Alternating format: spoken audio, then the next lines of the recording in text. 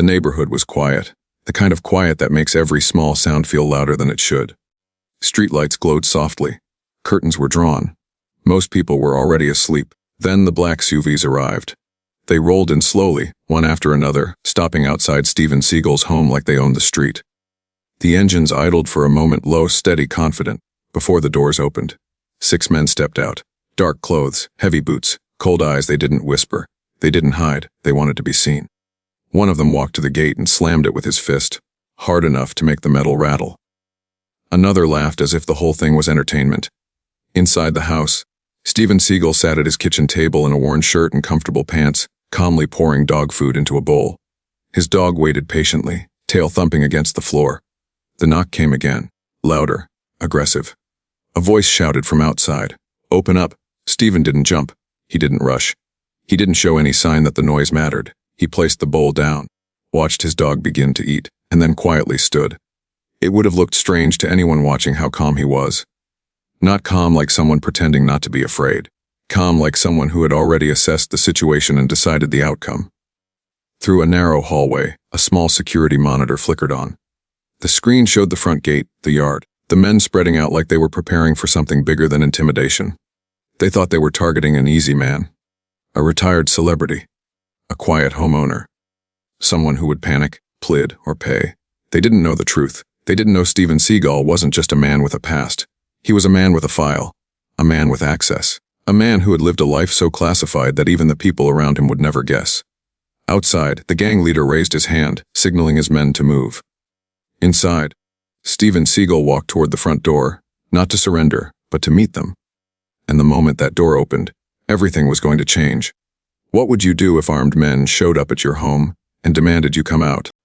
To the neighbors, Steven's life looked ordinary. He kept to himself. He didn't throw parties, he didn't show off. Some people knew him as a celebrity, sure, but even that fame felt distant here. In this neighborhood, he looked like a man who wanted peace, not attention. And that's exactly why the gangsters chose him. Because people often judge danger by noise. They assume the loud ones are powerful and the quiet ones are weak. They assume security means strength and simplicity means vulnerability. It's a human mistake, one many of us have experienced in real life. If you don't announce your value, the world tries to assign you a low one. The gangsters were operating on that same assumption. They believed intimidation was a shortcut. Show up strong, act fearless, and people fold. Most of the time they were right. Because most people don't want trouble. Most people just want the night to end without becoming a headline. But what they didn't know was that Steven's calm wasn't an act. It was training. The truth was, Steven Seagal wasn't just someone with connections. He was known in a classified network as a super agent, a covert operative who had worked in high-risk environments, protecting sensitive assets and identities. The kind of operative whose name never appears in public reports.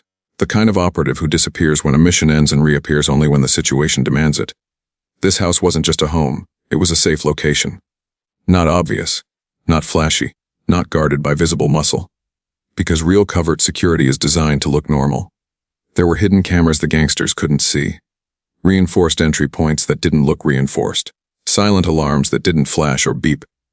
Quiet systems that didn't ask for permission. Steven stood near the door watching the monitors, listening to the rhythm of the men outside. He could tell from their movement they weren't amateurs. But he could also tell something else. They were confident because they believed no consequences were coming. And when human beings believe there are no consequences, they always go too far. Outside, the leader barked an order. Inside, Steven took one slow breath. He wasn't preparing to fight. He was preparing to expose them. The gate finally gave way with a violent crash, metal slamming onto concrete. The sound echoed down the street, sharp enough that a few porch lights flickered on in the distance. But no one came outside. No one wanted to get involved. The gangsters poured into the yard like a wave. 2 moved toward the side windows, scanning for cameras. 1 headed toward the back like he knew the layout. The leader stayed near the center, controlling the scene with his voice. "Ness place," he said loudly, as if he was already victorious. "Come out and let's talk." One of the men struck a visible camera with a metal bar, shattering it. The pieces fell like glittering rain. Another kicked over a garden light, laughing when it snapped. This wasn't just intimidation. It was performance. They wanted Steven to feel hunted. They wanted him to believe the world had shrunk to one moment, open the door, or suffer. Inside, Steven watched the yard from the monitors. He didn't pace. He didn't curse. He didn't panic. Instead, his eyes tracked them with quiet precision. The way someone watches a situation instead of reacting emotionally to it. A man who has never been in danger thinks fear is unavoidable. A man who has lived through danger learns fear is optional. The leader stepped up to the door and knocked again, harder, then pounded his fist on the wood. "We're not leaving," he shouted. "You got something that belongs to people bigger than you?" That line mattered.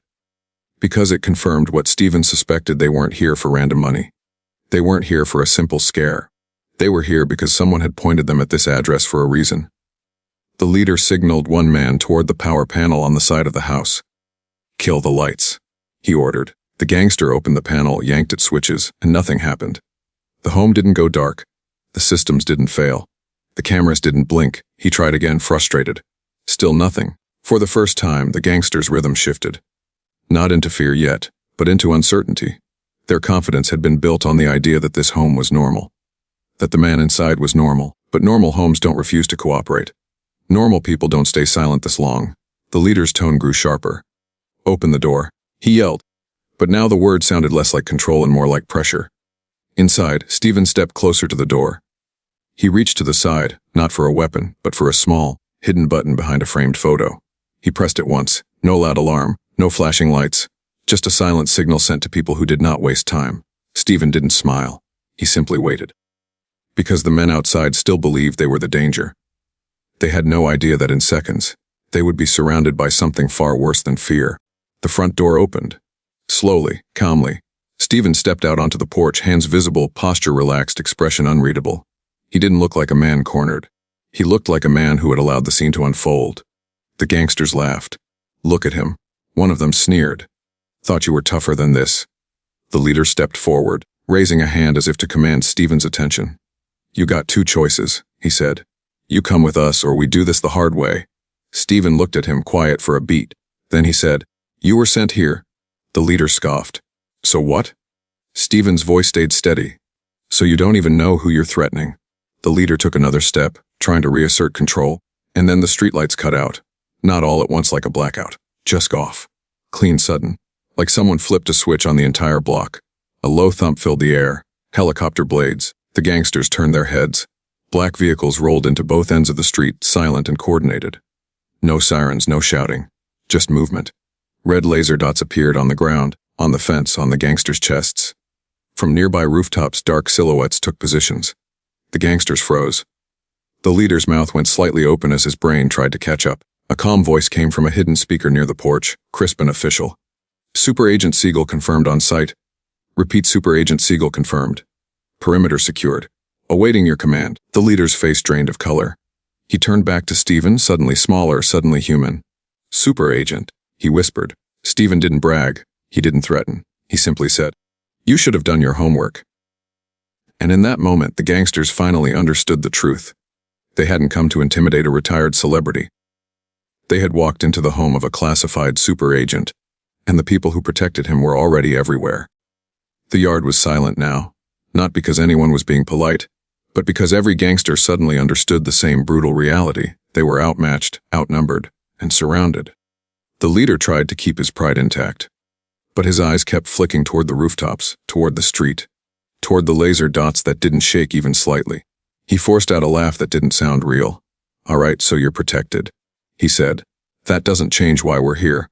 Steven's gaze sharpened just a fraction. "It changes everything," he replied. "Because intimidation only works when the target believes there's no help coming. Once help arrives, intimidation becomes desperation." Steven took one step forward. The laser dots never touched him, not once, like the system had been trained around him.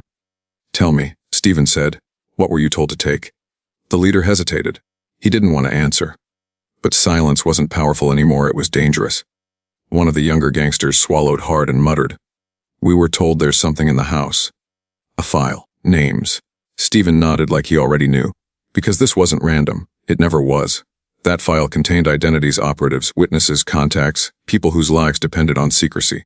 If the wrong group got it, it wouldn't just ruin one person.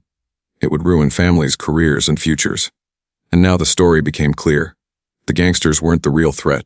They were the tool. Someone higher up had pointed them at Steven's home, hoping they'd force the file out through fear. But fear didn't work here. Steven looked at the leader again. Who hired you? He asked. The leader shook his head fast. We don't know names. It comes through a middleman, a universal truth. People commit serious harm for anonymous paychecks, because anonymity makes cruelty easier. Steven's voice dropped slightly, not angry, just cold with clarity. You came here thinking you were doing a job, but you were sent to destroy lives you've never seen. The younger gangster looked sick, like he finally understood the weight of what he'd been part of. Steven didn't need to shout. The truth did the damage. Do you think people are still responsible when they didn't know the full story? Steven stood still on the porch, the quiet center of a situation that had completely flipped. The gangsters, who had arrived loud and fearless, now looked like men realizing they had walked into a trap built for professionals. The leader swallowed and tried to regain control with words. We can leave, he said quickly. No one has to get hurt. Steven's eyes didn't blink. That choice was available before you broke the gate, he said, a beat. Now the choice belongs to someone else. He raised his hand slightly, not dramatic, not theatrical, just a small, precise gesture. Immediately, agents moved. They didn't sprint or shout. They flowed in, controlled, coordinated. Every gangster was disarmed with speed and discipline, pinned without chaos, restrained without unnecessary force. Weapons hit the ground. Hands went behind backs. Knees met concrete. The leader struggled for half a second, then stopped, realizing resistance was pointless.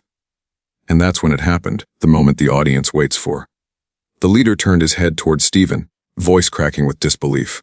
Why are they listening to you, he asked. Steven's reply was simple. Because I'm the one they protect, he said. An agent stepped up near Steven's shoulder and spoke clearly, loudly enough for everyone to hear. Super Agent Seagal.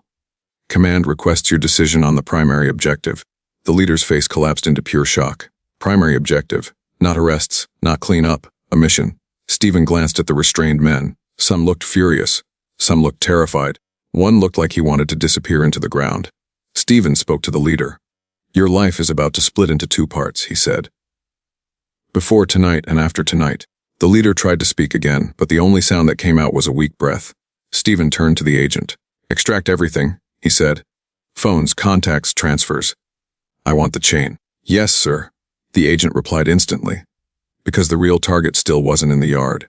The real target was the person who sent them. The gangsters were loaded into vehicles one by one. No cheers. No public humiliation, just consequence. The younger gangster, shaking, looked up at Steven as he was led away. Who didn't know, he whispered. I swear. Steven's face didn't soften, but his voice stayed human. Not knowing doesn't erase what you chose, he said. It only explains why it was easy for someone to use you.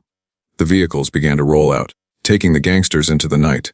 The helicopters drifted away, and the street slowly returned to silence. But the lesson remained, sharp and unforgettable. The men who came to intimidate a homeowner had just learned what it feels like to threaten a super agent. Do you believe justice should be harsh or exact? Morning came like the world had decided to move on. Soft sunlight spilled across the street. Birds returned to the trees. The neighborhood looked normal again, almost too normal, considering what had happened hours before. Steven stood in his yard with a calm routine, feeding his dog as if the night had been nothing more than a strange storm that passed and left no trace. But the trace existed. Not on the street. Not in the driveway. It existed inside the men who had come to intimidate him. Because they would never forget the moment they learned the truth. Not as protected. Not he as a security. But he as a super agent, and that detail changes everything. Steven walked to the broken section of the gate and looked at it for a second. No anger. No frustration. Just a quiet understanding of cause and effect. Destruction doesn't shock people who have seen worse. It just confirms what they already know about human nature. 2 black vehicles returned, stopping at a respectful distance this time. 2 agents stepped out, moving with the same controlled discipline as before. One approached with a folder. Sir, he said, we identified the middleman. We're tracing the financial route now. Steven nodded. And the file, he asked. Secure, the agent replied. No compromise. Steven exhaled once, slow and steady, because the file wasn't just paper. It was people. It was families. It was lives that depended on being unknown. The second agent hesitated before speaking, as if asking a question he wasn't sure he had the right to ask. Why do you stay in a place like this? He asked. With neighbors, with normal routines when you could live anywhere, completely protected. Steven looked at the street again. A neighbor walked out to get the newspaper and waved casually. They had no idea what had happened. They had no idea who Steven truly was, and that was the point. Steven's voice was quiet. Because this is where I'm invisible, he said. The agent blinked. Invisible. Steven nodded. A super agent is only effective when he's overlooked, he said. Attention is a weakness. Quiet is protection. That line carried the real message of the story. The world often mistakes quiet for weakness. It assumes calm people have nothing inside them. But calm is often the result of experience, of survival, of discipline. Steven's dog finished eating and nudged his leg. Steven reached down and scratched behind its ear, gentle, ordinary human.